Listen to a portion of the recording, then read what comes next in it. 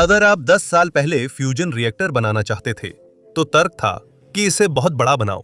बड़ी मशीन में बड़ा प्लाज्मा वॉल्यूम होता है और सुपर हीटेड गैस को लंबे समय तक रोकना आसान होता है, जिससे लगातार फ्यूजन संभव होता है। इसी कारण दुनिया ने ईटर में अरबों डॉलर लगाए, जिसकी मुख्य साइट 60 सॉकर मैदानों जितनी बड़ी है। मुझे लगता है ये लगभग 60 अमेरिकी फुटबॉल मैदानों के बराबर होगी, लेकिन मैं पूरी तरह निश्चित नहीं हूं। फिर MIT से एक समूह आया जिन्होंने कहा, अगर आकार ही समाधान न हो तो अगर हम कुछ और करें तो क्या होगा। और उनका प्रस्ताव था एक मशीन जिसका नाम स्पार्क था, जो मुश्किल से एक कमरे के आकार की थी। और उनका दावा है कि यह मशीन फ्यूजन से नेट एनर्जी हासिल कर सकती है, जो ईटर की विशाल मशीन अब तक हासिल नहीं कर पाई है। यह सुनने में लगभग हास्यास्पद लगता है। दशकों से हर फ्यूजन मॉडल कहता था कि बड़े चुंबकीय क्षेत्र, किलोमीटरों लंबी सुपरकूल्ड कॉइल्स और भारी शील्डिंग जरूरी हैं। लेकिन स्पार्क में इनमें से कुछ भी नहीं है। यह छोटा है, इसे बनाना तेज है और इसमें काम करने की संभावना है। असली कमाल उनके द्वारा इस्तेमाल किए जा रहे मैग्नेट्स में है। देखिए, नई पीढ़ी के हाई टेम्परेचर कंडक्टर्स इतने मजबूत हैं कि फ्यूजन रिएक्टर को छोटा बना सकते हैं, वो भी बिना भौतिकी बदले। अगर MIT सही है तो ये छोटी मशीन ITER के चालू होने से पहले ही उसे अप्रासंगिक बना देने वाला रास्ता खोल सकती है। MIT की टीम इसी पर दांव लगा रही है। फ्यूजन सुनने में बहुत आसान लगता है। दो हल्के परमाणु लो, आमतौर पर हाइड्रोजन के रूप में, उन्हें इतनी जोर से टकराओ कि तुम्हें ऊर्जा का एक धमाका मिल जाए। यही प्रक्रिया सूरज को ऊर्जा देती है और इसे लगभग काव्यात्मक बना देती है। सोचो, अगर हमारे पास धरती पर एक छोटा तारा बनाने की क्षमता हो। लेकिन असलियत यह है कि तारों के पास एक बहुत बड़ा फायदा है।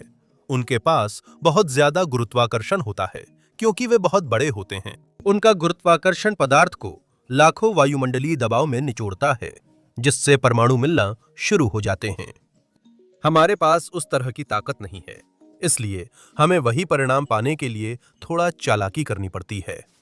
हमारे मामले में हम बहुत ज्यादा गर्मी का इस्तेमाल करते हैं और हम लगभग 10 करोड़ डिग्री सेल्सियस की बात कर रहे हैं। यह सूरज के केंद्र से 6 गुना ज्यादा गर्म है। जब आप इतनी गर्म चीज को धातु की मशीन में बंद करते हैं तो ये जेली को रबर बैंड वाले पिंजरे में पकड़ने जैसा है, जो हर दिशा में बाहर निकलना चाहती है। तो भौतिकविदों ने एक उपाय निकाला, चुंबक। बहुत बहुत मजबूत और शक्तिशाली चुंबक। ये प्लाज्मा यानी उन सुपरचार्ज कणों के घोल को ऐसे मोड़ते और सीमित करते हैं कि वो कभी भी दीवारों को छूता नहीं है। ये सोचा गया कि बड़ा रिएक्टर प्लाज्मा को ज्यादा देर स्थिर रख सकता है। इसी वजह से नियम बनते हैं। ये फ्यूजन के लिए एक तरह की रेसिपी है और इसके अनुसार आपको 3 चीजें सही संतुलन में चाहिए: तापमान, घनत्व और सीमित करने का समय। फ्यूजन के लिए इनमें से किसी एक को बढ़ाया जा सकता है, लेकिन समय कम हो तो बाकी 2 को काफी बढ़ाना होगा। इसलिए दशकों तक रिएक्टर बड़े बनाए जाते थे। हम इसी तरह ITER पहुंचे, जो दक्षिणी फ्रांस में बन रहा एक विशाल डोनट आकार का टोकामक है। यह 30 मीटर ऊंचा है। इसका वजन 3 एफिल टावर के बराबर है और पूरा होने पर यह सबसे जटिल मशीनों में होगी। माना जाता है कि ज्यादा वॉल्यूम और लंबे समय तक प्लाज्मा बंदी रखने से ब्रेक इवन पॉइंट तक पहुंचने की संभावना बढ़ती है, जहां फ्यूजन से लगाई गई ऊर्जा से ज्यादा ऊर्जा मिलती है।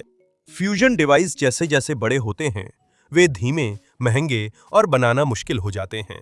जो प्रोजेक्ट 5 साल की योजना के साथ शुरू हुए थे, वे अब 30 साल तक पहुंच गए हैं और अभी भी खत्म होने का कोई नाम नहीं ले रहे हैं। अगर आप पीछे देखें, फ्यूजन का इतिहास उम्मीद और निराशा का चक्र है। 1950 के दशक में जेड पिंच डिवाइस थे, जो इलेक्ट्रिक करंट से प्लाज्मा को संपीड़ित करने की पहली कोशिश थी। उन्होंने उत्साह तो बढ़ाया, लेकिन अस्थिरता भी आई।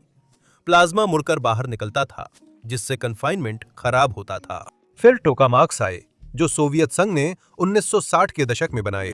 इन टॉरॉयडल मशीनों ने वैज्ञानिकों को काम करने का आधार दिया और 1970 के दशक तक सभी को लगा कि व्यावहारिक फ्यूजन बस 30 साल दूर है। फिर 90 का दशक आया और तब भी ये अभी भी 30 साल दूर था। 2010 के दशक तक भी वही कहानी थी। कहा जाता है कि फ्यूजन हमेशा 30 साल दूर ही रहता है, जब भी पूछो। और सच कहूं तो आप समझ सकते हैं कि ऐसा क्यों हुआ। फ्यूजन रिएक्टर बड़े, भारी और महंगे होते गए, लेकिन फिजिक्स आसान नहीं हुई। प्लाज्मा को कुछ सेकंड स्थिर रखना एक जीत थी, लेकिन असली समस्या उसे खुद चलने लायक बनाना था। पिछले दशक में कुछ वैज्ञानिकों ने पूछा, क्या हम इसे छोटा बना सकते हैं, बजाय इसके कि इसे कितना बड़ा बनाना होगा ताकि प्लाज्मा रुके। ये सवाल पहली बार बचकाना लगता है, जैसे हेयर ड्रायर से जेट इंजन बनाना, लेकिन ये उतना अजीब नहीं है जितना लगता है। मैग्नेट, खासकर नई हाई टेम्परेचर सुपरकंडक्टर्स, वे पदार्थ हैं जो बिना रुकावट बहुत ज्यादा विद्युत धारा ले सकते हैं। पारंपरिक सुपरकंडक्टिंग मैग्नेट जैसे ईटर में तरल हीलियम से ठंडे किए जाते हैं और लगभग 11-12 टेस्ला तक ही मैग्नेटिक फील्ड बना सकते हैं। नई मैग्नेट जो rare earth, barium copper oxide या रेप्को टेप पर आधारित हैं, वे इससे कहीं आगे जा सकती हैं, कुछ मामलों में 20 टेस्ला से भी ज्यादा। यह सिर्फ थोड़ी सी बेहतरी नहीं है, फ्यूजन भौतिकी में मैग्नेटिक फील्ड की ताकत का बहुत बड़ा असर होता है। ऊर्जा संधारण मैग्नेटिक फील्ड की चौथी घात से बढ़ता है, इसलिए फील्ड दोगुना करने पर रिएक्टर 16 गुना प्रभावी हो सकता है। तो अचानक आप वही परिस्थितियां आधे आकार की मशीन में हासिल कर सकते हैं। इसी तरह स्पार्क बना।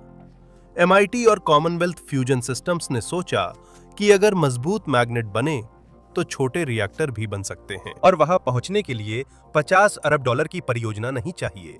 छोटा मतलब तेज निर्माण, कम लागत और परीक्षण करने और बार बार सुधारने की क्षमता। यही फ्यूजन सोच को उल्टा कर स्पार्क को दिलचस्प बनाता है। ये कोई अनोखा भौतिकी सिद्धांत या चमत्कारी पदार्थ नहीं, बल्कि इंजीनियरिंग की समझ है जो पुराने पैमाने आधारित सोच को चुनौती देती है। वो परीक्षण जिसने नया रास्ता दिखाया। 5 सितंबर 2021 को कैम्ब्रिज की एल्बनी स्ट्रीट की एक साधारण लैब में वैज्ञानिकों ने लगभग 5 साल रेप्को टेप को इतने मजबूत कॉइल्स में बदलने की कोशिश की जो स्टील को भी कुचल सकें, और इसमें बड़ी सफलता मिली। 20 टेस्ला का मैग्नेट ताकत से ज्यादा नियंत्रण पर निर्भर है। उसमें बहुत ज्यादा करंट बहुत तेजी से भेजने पर सामग्री जल सकती है। वे जो टेस्ट चला रहे थे उसमें भौतिकी और इंजीनियरिंग का संतुलन जरूरी था। असफलता से सबसे छोटा आर्क संभव नहीं होता। उस सुबह कंट्रोल रूम में इंजीनियरों ने धीरे धीरे करंट बढ़ाया। जैसे ही मैग्नेट गुनगुनाया, उपकरणों ने तापमान, कंपन, वोल्टेज और अस्थिरता के संकेत ट्रैक किए। और फिर ऐसा हुआ, रीडआउट्स ने 20 टेस्ला पार कर लिया। PSFC के निदेशक डेनिस वाइट ने कहा, जब ये मील का पत्थर हासिल हुआ तो आप भविष्य बदलता महसूस कर सकते थे। और वो बढ़ा चढ़ाकर नहीं कह रहे थे। ये अपनी तरह का अब तक का सबसे शक्तिशाली मैग्नेट था, जो एक रिएक्टर को 10 गुना छोटा कर सकता था, जबकि उसी तरह की संधारण क्षमता बनाए रखता था। आपको याद रखना चाहिए कि ये पल क्या दर्शाता था। 70 साल तक फ्यूजन की सबसे बड़ी सीमा सैद्धांतिक नहीं थी। हमें समीकरण पता थे और हम प्लाज्मा का मॉडल बना सकते थे। हमारे पास इतना कॉम्पैक्ट और कुशल सिस्टम बनाने की क्षमता नहीं थी जो व्यावहारिक हो। इसी कारण यह परीक्षण सफल होना बड़ी उपलब्धि थी, जिसने दिखाया कि असंभव भी संभव बनाया जा सकता है। टीम ने मैग्नेट को एक सिंगल मॉड्यूल के रूप में डिजाइन किया, जो आगे चलकर स्पार्क के लिए एक पूर्ण टॉरॉइडल सेट का हिस्सा बनने वाला था। हर कॉइल सैकड़ों परतों वाली रेबक्को टेप से बनी थी, जिसे जोरदार तनाव में लपेटकर सुपर क्रिटिकल हीलियम से ठंडा किया गया। टेस्ट के अंत में मैग्नेट बिना क्वेंच हुए पूरी ताकत पर था और फ्यूजन की दुनिया में नई संभावना दिखी। जैसा कि उम्मीद थी, निवेशक बड़ी संख्या में आ गए। कुछ ही महीनों में कॉमनवेल्थ फ्यूजन सिस्टम्स ने बिल गेट्स, गूगल और कई बड़ी ऊर्जा कंपनियों जैसे समर्थकों से $1.8 अरब से ज्यादा की नई फंडिंग जुटाई, जो ऊर्जा के इतिहास के सबसे बड़े निजी निवेशों में से एक थी। उन्होंने जो हासिल किया उसे समझने के लिए कल्पना कीजिए कि LHC जितना बड़ा कण त्वरक एक ही कैंपस में बना दिया जाए, या वही भौतिकी इस्तेमाल करने वाला सुपर कंप्यूटर डेस्क पर आ जाए। हम यहाँ जिस चीज की बात कर रहे हैं वो ऐसा बड़ा बदलाव था, और वैज्ञानिक समुदाय ये बात समझता था। यहाँ तक कि निजी फ्यूजन कंपनियों के आलोचक, वे लोग जिन्होंने अपना करियर ETER, ITER पर काम करते हुए बिताया था, उन्होंने भी माना कि ये एक वास्तविक उपलब्धि थी। छोटे उच्च क्षेत्र वाले रिएक्टर बड़े रिएक्टरों की बराबरी कर सकते हैं या नहीं, इस पुरानी बहस के पक्ष में अचानक प्रयोगात्मक डेटा आ गया। इस कहानी की एक बात अक्सर छूट जाती है, यह सफलता सिर्फ रिबोको या इंजीनियरिंग की नहीं थी, यह संस्कृति के बारे में थी। स्पार्क टीम MIT के शोधकर्ताओं और निजी क्षेत्र के इंजीनियरों का मिश्रण थी, एक ऐसा हाइब्रिड मॉडल जो किसी विश्वविद्यालय की लैब से ज्यादा स्पेसएक्स जैसा महसूस होता था। उन्होंने तेजी से सुधार करते हुए काम आगे बढ़ाया। चुपचाप असफल हुए और अगले कदम पर वोट के लिए अंतरराष्ट्रीय समितियों का इंतजार नहीं किया। ये नौकरशाही से मुक्त फ्यूजन रिसर्च थी और इससे दिखा कि छोटी केंद्रित टीमें भी अरबों डॉलर के अंतरराष्ट्रीय प्रोजेक्ट से मुकाबला कर सकती हैं। इस इंडस्ट्री की दिशा अचानक बदल गई, लेकिन वाइट और उनकी टीम का असली काम अब शुरू हुआ था। उन्होंने जश्न ज्यादा देर नहीं मनाया, क्योंकि 20 टेस्ला कॉइल बस पहला कदम था। अगली चुनौती थी खुद स्पार्क बनाना, मैग्नेट्स को टोरॉइडल कॉन्फ़िगरेशन में जोड़ना और देखना कि प्लाज्मा वैसा व्यवहार करता है जैसा मॉडल्स ने अनुमान लगाया था या नहीं। वो मशीन जो फ्यूजन को फिर से परिभाषित करने की कोशिश कर रही है। Spark, small as possible, affordable, robust, compact. MIT और कॉमनवेल्थ फ्यूजन सिस्टम्स का 70 साल की निराशा का जवाब है। ये कागज पर टोकामक दिखता है, ईटर जैसा, पर सोच पूरी तरह अलग है। स्पार्क सबसे परफेक्ट मशीन बनाने के बजाय सबसे छोटी लेकिन काम की मशीन बनाने की कोशिश कर रहा है। स्पार्क का केंद्रीय कक्ष, जो प्लाज्मा को रखता है, लगभग 3 मीटर ऊंचा और प्लाज्मा ट्यूब की त्रिज्या 1.85 मीटर होगी। इसे ईटर के 6.2 मीटर त्रिज्या और 30 मीटर ऊंचाई से तुलना करें तो आपको फर्क दिखने लगेगा।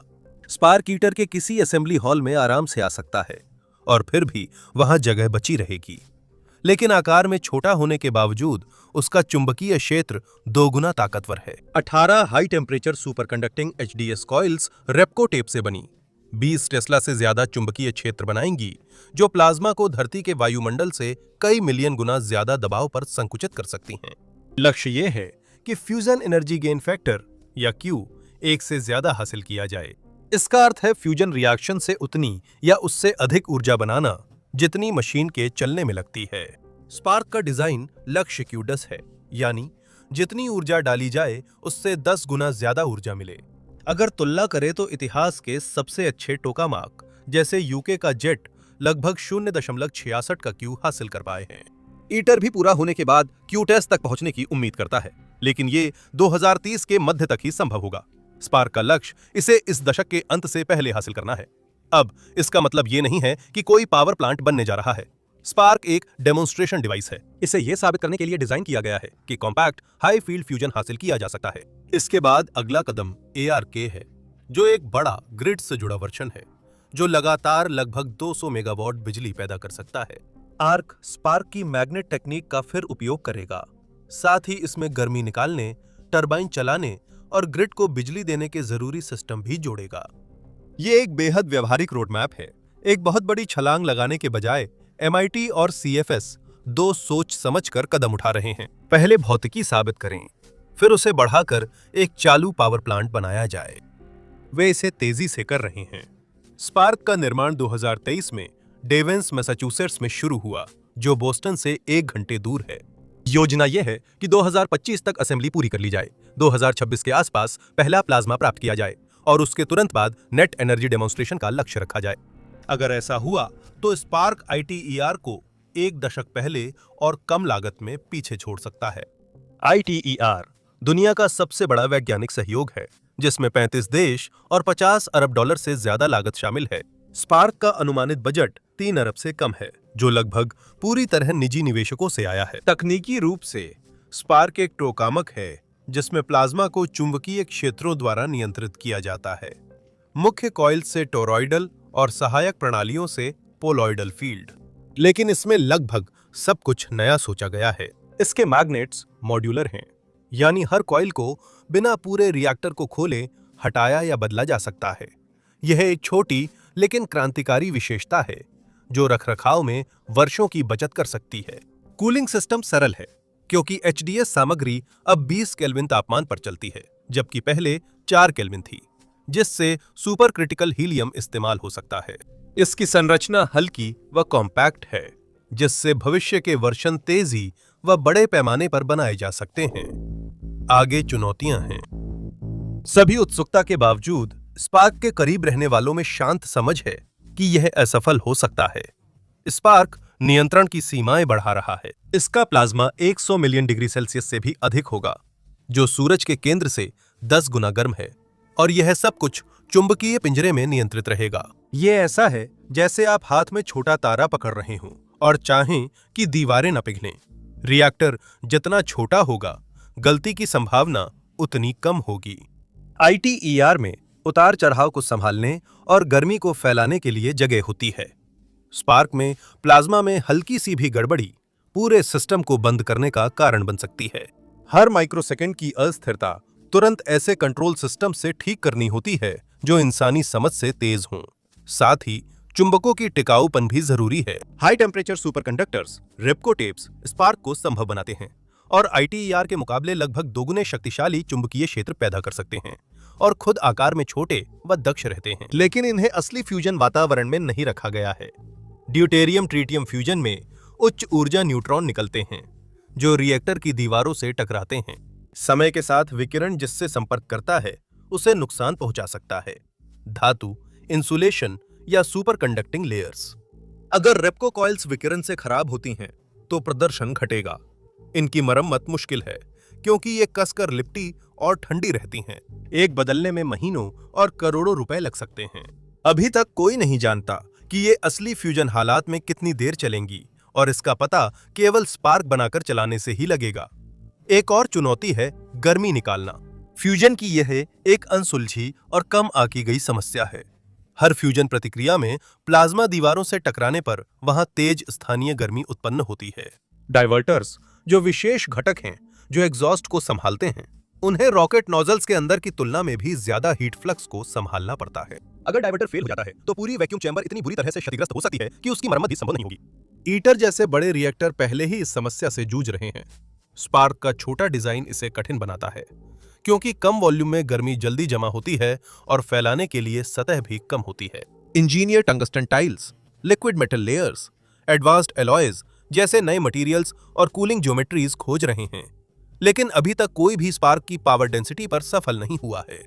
स्पार्क का प्लाज्मा चाहे पूरी तरह परफॉर्म करे, लेकिन ईंधन की अपनी जटिलताएं हैं।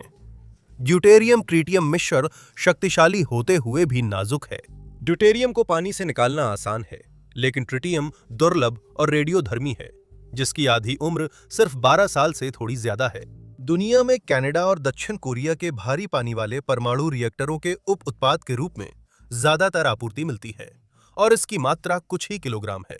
इसे संभालने के लिए खास कंटेनमेंट और लाइसेंसिंग चाहिए, जिससे प्रगति सालों धीमी हो सकती है। स्पार्क परीक्षणों में इसका थोड़ा उपयोग करेगा, पर व्यावसायिक उपयोग तभी संभव है जब ट्रिटियम का स्थायी चक्र हो जो पुराने ईंधन के जलने के साथ नया ईंधन भी बनाए। यह शोध का एक उपक्षेत्र है जो अभी भी मुख्यतः सैद्धांतिक है। इसके बिना फ्यूजन बड़े स्तर पर लागू नहीं हो सकता। इसके बाद नियामकीय और तार्किक अड़चनें आती हैं। अमेरिका में निजी फ्यूजन रिएक्टर को लाइसेंस देने के लिए कोई ढांचा नहीं है, क्योंकि अभी तक ऐसा कोई रिएक्टर नहीं बना जो पर्याप्त ऊर्जा पैदा करे। स्पार्क के डेवलपर्स न्यूक्लियर रेगुलेटरी कमीशन के साथ नए रास्ते तलाश रहे हैं और यह प्रक्रिया भी काफी धीमी हो सकती है। और फिर भी इन सभी बाधाओं के बावजूद स्पार्क को हर एक बाधा पार करने की जरूरत नहीं है ताकि उसका महत्व बना रहे। भले ही वो कभी भी पूरी तरह से Q>1 हासिल ना कर पाए, लेकिन जो डेटा वो तैयार करेगा वो अनमोल होगा। हाई फील्ड कॉम्पैक्ट रिएक्टर्स की फिजिक्स को प्रमाणित करना क्षेत्र की दिशा बदल देगा। यह दिखाएगा कि छोटी मशीनें भी उस ऊर्जा सीमा तक पहुंच सकती हैं जो वैज्ञानिकों से 70 साल दूर रही है। अगर स्पार्क असफल भी हो तो वह महत्वपूर्ण मायनों में सफल हो सकता है, जैसे मैग्नेटिक कन्फाइनमेंट मॉडल्स की पुष्टि करना, जो आर्क रिएक्टर के डिजाइन में मदद करेगा। ये बता सकता है कि थकान कहां शुरू होती है, बेहतर डाइवर्टर कैसे बने या प्लाज्मा को कुशलता से कैसे स्थिर करें। यही सबक असली क्रांति की शुरुआत करते हैं। कॉमनवेल्थ फ्यूजन सिस्टम्स के लोग इसे सबसे बेहतर समझते हैं। कई लोग पहले ही ऐसे प्रोजेक्ट्स में करियर लगा चुके हैं जो शुरू भी नहीं हो पाए। वे जानते हैं विज्ञान धीमा है। जब वे कहते हैं कि स्पार्कनेट एनर्जी तक पहुंच सकता है, तो वे घमंड नहीं कर रहे, बल्कि एक परिकल्पना पेश कर रहे हैं जिसे साबित करने के लिए वर्षों तक खामियां दूर करनी होंगी, दोबारा परीक्षण करने होंगे और फिर से डिजाइन करना होगा। स्पार्क की टीम जानती है कि वे कुछ ऐसा बना रहे हैं जो शायद काम ना करे, लेकिन वे कुछ ऐसा भी बना रहे हैं जिसे आजमाना जरूरी है। हर एक कदम आगे, हर एक परीक्षण, हर एक असफलता, हर एक सुधार उस सपने को हकीकत के थोड़ा और करीब ले आता है। अगर हकीकत वैसी दिखती है जैसी वे चाहते हैं, तो पीछे की रुकावटों का कोई खास मतलब नहीं रह जाएगा, क्योंकि असंभव और अनिवार्य का फर्क हमेशा जिद से तय होता है।